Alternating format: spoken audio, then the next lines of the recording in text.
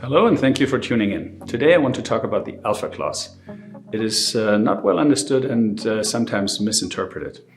And it's relevant this year because the 2022 hop crop was a real disappointment and there's simply not enough hops to go around and fulfill everybody's contracts. And that's exactly the point of the alpha clause. It helps to share the available amount of hops equitably across all contracts. What it does not do is to shift the financial burden of a poor alpha crop from the seller to the buyer. And I would like to explain why with a little example.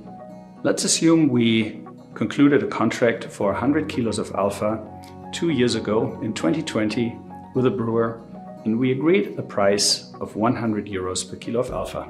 This would mean we expect a revenue of 10,000 euros from this contract.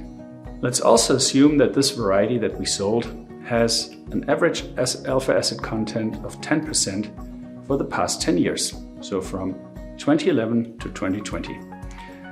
This long-term average alpha acid value is determined by the AHA, or Arbeitsgruppe Hopfenanalyse, every year and is published, and you can refer to it in the relevant publications. How many raw hops do we need to supply these 100 kilos of alpha?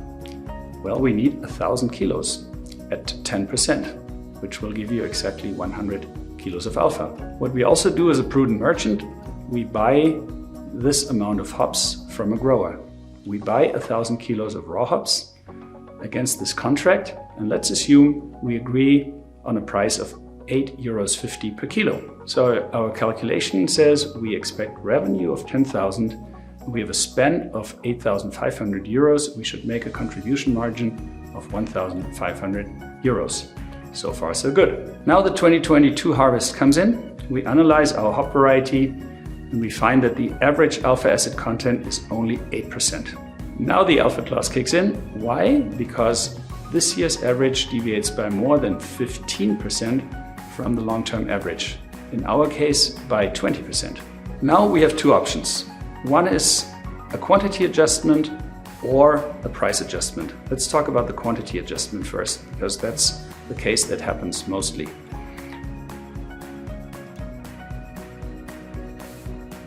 The 1,000 kilos of raw hops that I bought from my hop grower will now only give me 80 kilos of alpha instead of the assumed 100. The quantity adjustment allows me to go to my customer and say, I can only supply 80 kilos of alpha. The hops don't have more this year. I will thus deliver 80 kilos of alpha at the agreed contract price of 100 euros per kilo of alpha, meaning I get revenue of 8,000 euros. On the purchasing side, however, I need to pay the full 1,000 kilos of raw hops at the agreed contract price of 8.50 euros, meaning that my total spend stays constant at 8,500 euros. And I have a negative contribution margin of minus 500 euros.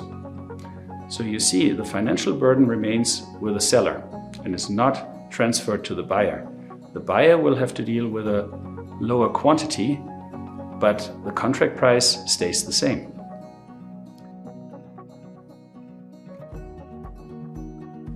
The second possibility, which happens much more rarely in reality, but which is a possibility, is that the merchant can supply the full contract quantity, the full 100 kilos of alpha. In that case, he has the right to adjust the price upward. And why? Because we need more raw hops to fulfill the contract. How much more? Well, the calculation is straightforward.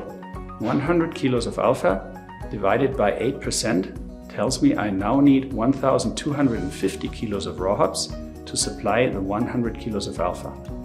In this case, I can adjust the price upward by the following formula: 100 euros contract price times 10% divided by 8%, which will give me a new price of 125 euros per kilo of alpha.